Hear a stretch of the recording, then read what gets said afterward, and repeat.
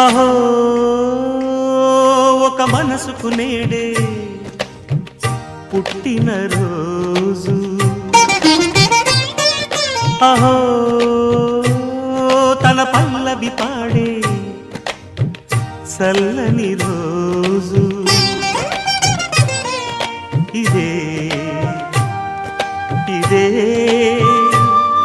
కుహు స్వరాల కానుక, మరో వసంత గీతిక జనించు రోజు. అహో